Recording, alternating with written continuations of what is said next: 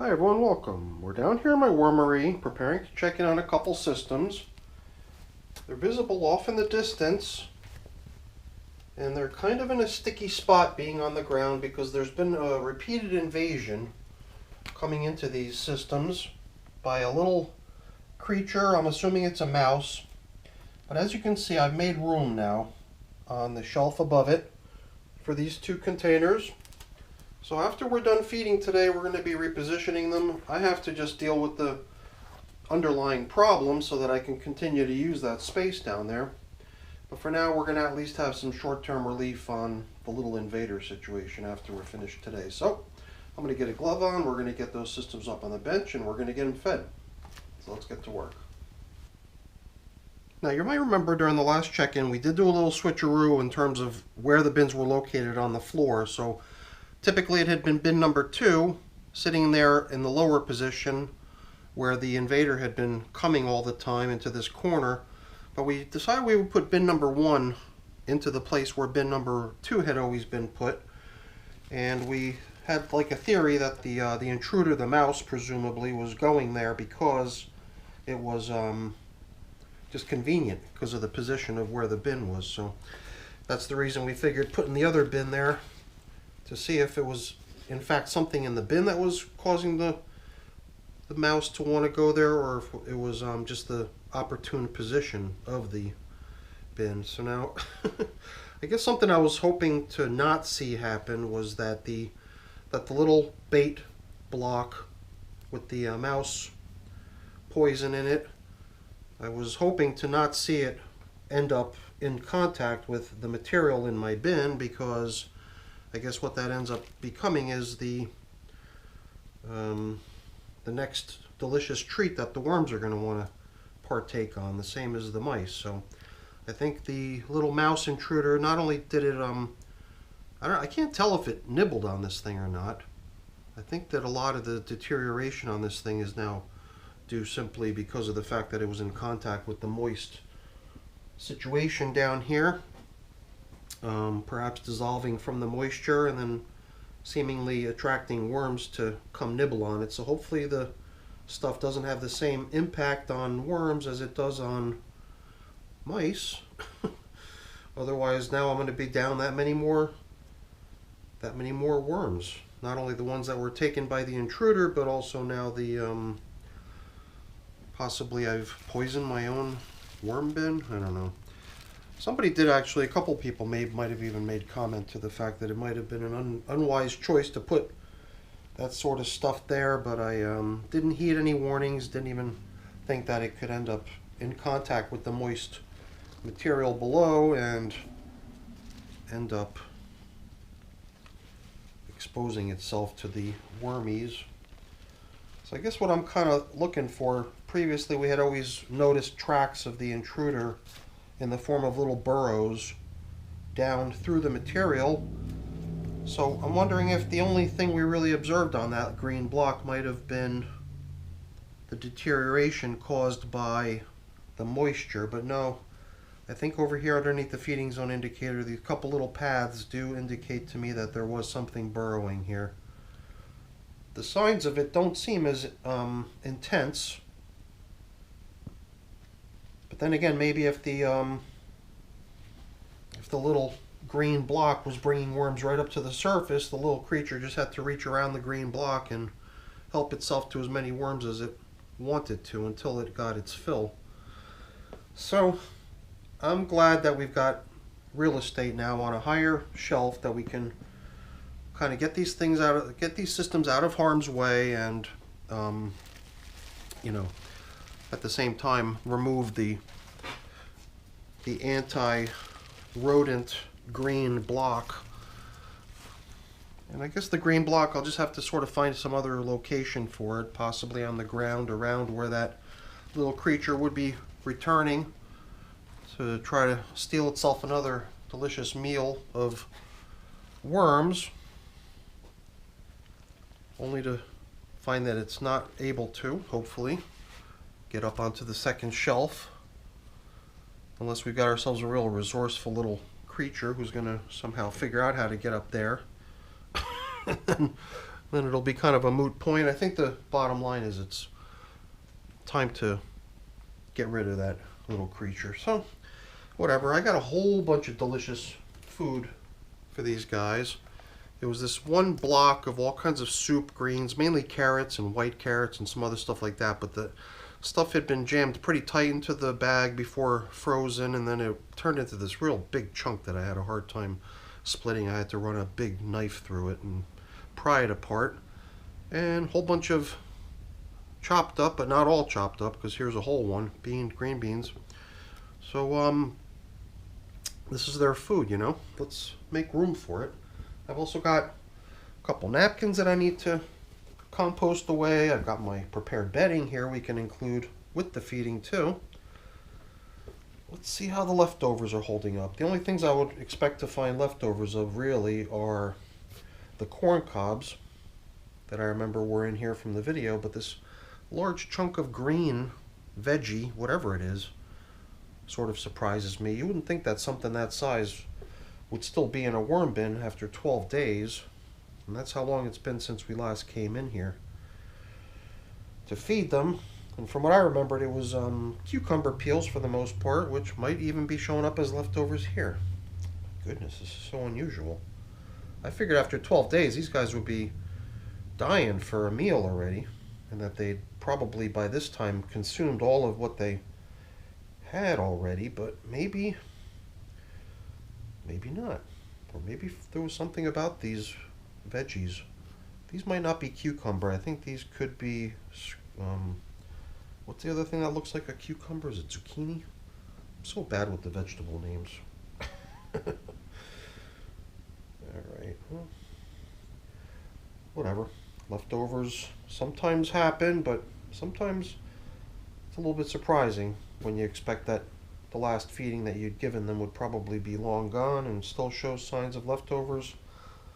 These are African night crawlers, which perhaps are more enjoying the bedding in the system. Maybe they're really more into chewing up on the leaves and cardboard and paper shreds and everything that I put in as their bedding, and treat the kitchen scraps type food as more of a optional little treat, but maybe not their preferred thing. I don't know. Well, I'm glad I got my prepared bedding, so we'll be generous with the stuff. We'll lay down a nice big foundation for the food to go into. Let's see if bin number 2 has the types of leftovers we found in bin number 1. Corn cobs, I believe we will find a couple of. And I think we're going to keep to the ongoing theme here. Here's some more veggie leftovers. A little surprising. But whatever, I guess that just tells us we've got two systems that are running pretty consistent to one another in terms of how the worms are coping with the stuff that was put in there as food for them. Sometimes I don't know, sometimes stuff that you think is going to go really quick and the worms are going to dig eating just sits there. And sometimes the opposite happens. So worms are always prepared to throw a little loop your way and surprise you on a pretty regular basis with their kind of counterintuitive behaviors and whatnot. I think we've made ourselves a couple pretty good size pits into which we could drop today's food. It is a pretty generous feeding, so hopefully we've left enough space for it to happen. Let's try. I was going to start off with perhaps just a little supplementary bedding as a foundation to drop the yummy foods onto. And that stuff will just soak up all the juices from the food above it as it thaws. Since everything, I believe, as it thaws will release a little bit more moisture than if it had not been frozen. So here I wanted to get these out in the open so I can compare them in size to one another. Did I fairly distribute this as I cut it in half? I believe I did a pretty good job. Perhaps this one's a little bit larger, so maybe we give these guys a little bit extra green bean, but we want to be fair and give these guys some too. But I think we did so in a pretty balanced and fair way, I hope.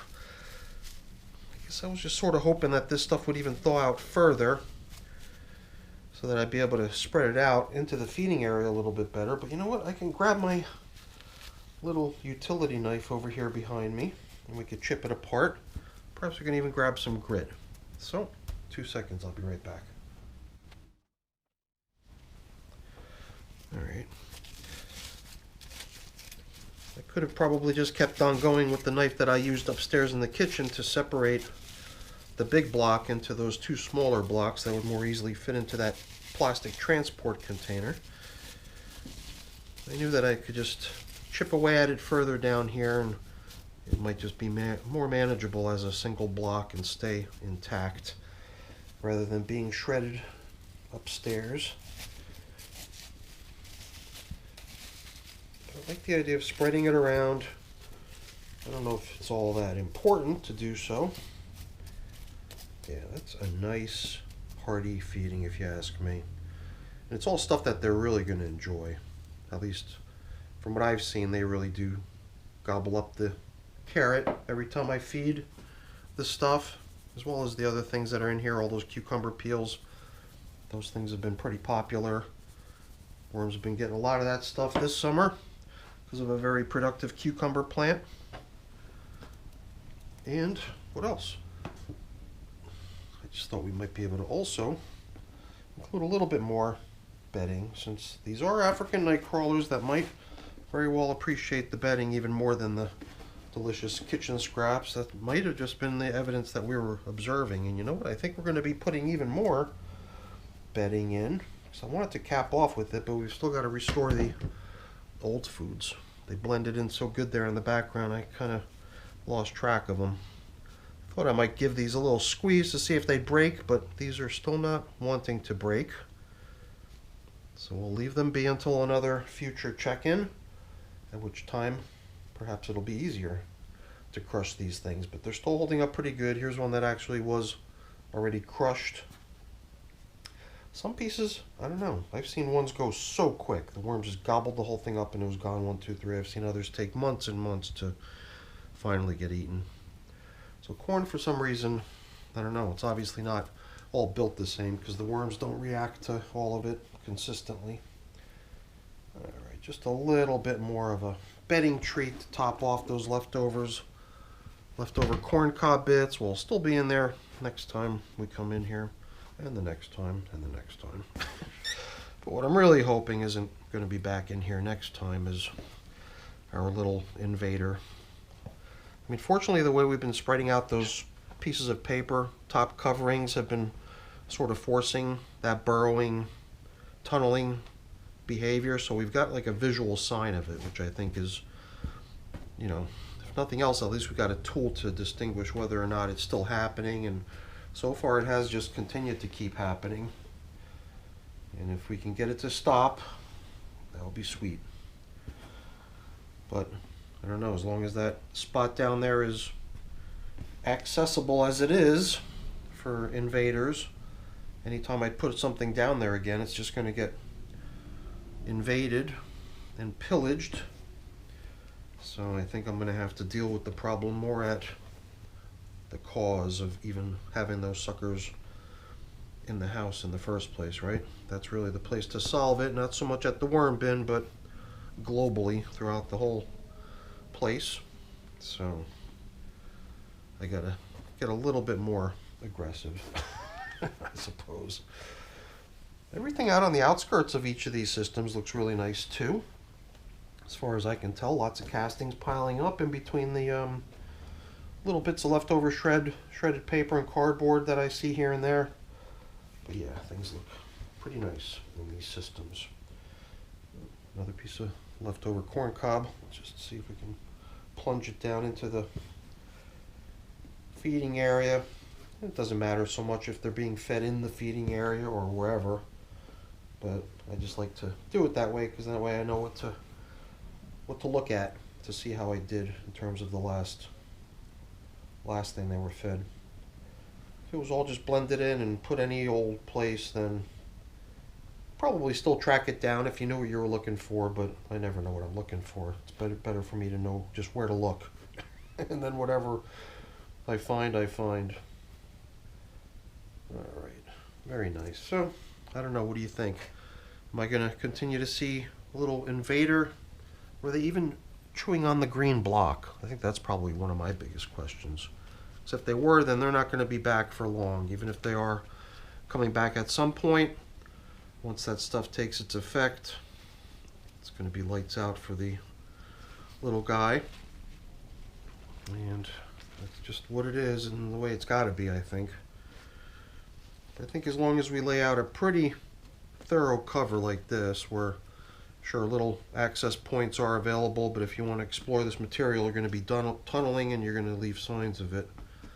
And hopefully there's nothing to be seen next time, but just in case there is, now we've kind of reset it the way we've been running it, which at least allowed for us to see what was going on. Alrighty, a little bit disorganized, but you know, it is what it is. Stuff is pretty fragile. It's got holes in it all over the place. I believe this will probably be its last use.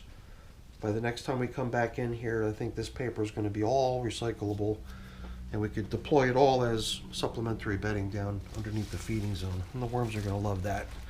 These African night crawlers, they do seem to really enjoy their more carbon-rich bedding type foods, paper and cardboard and leaves and stuff like that. So let's give them what they want.